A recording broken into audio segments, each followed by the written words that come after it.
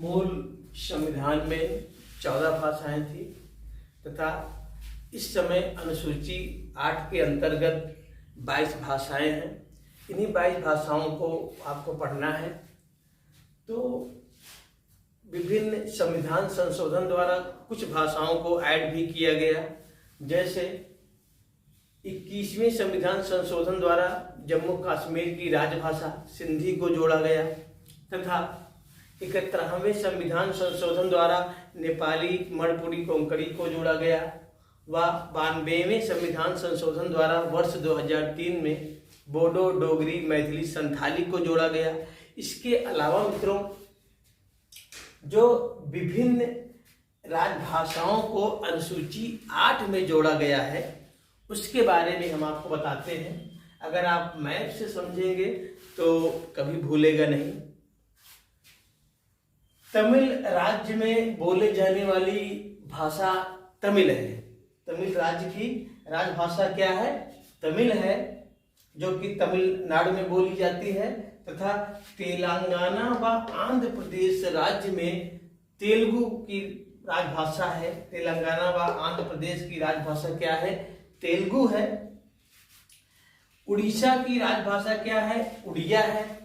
उड़ीसा की राजभाषा उड़िया है तथा पश्चिम बंगाल की राजभाषा क्या है?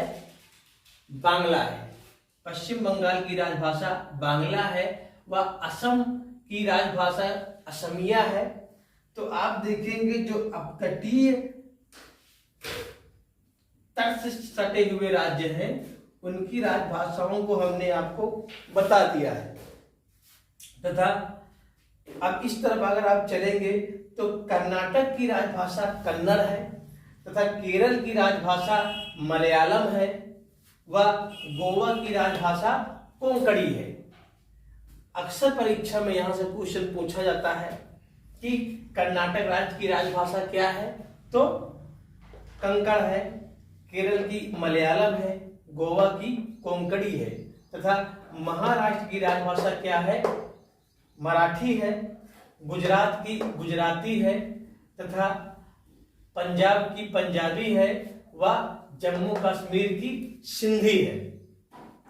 तो आप यहां भी देखेंगे कि जो तट से सटे हुए राज्य हैं उन राज्य की राजभाषाओं के बारे में हमने आपको बता दिया है। अगर मैप से आप याद रखेंगे तो यह जो 22 भाषाओं का कॉन्सेप्ट है वह आपका कभी भूलेगा नहीं।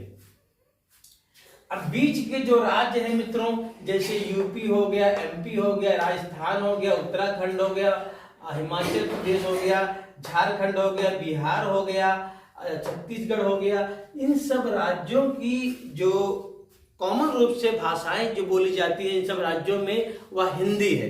हिंदी, संस्कृत और उर्दू है। इस प्रकार से अगर आप देखेंगे कि यह 22 भाषाएं आपकी तैयार होती हैं।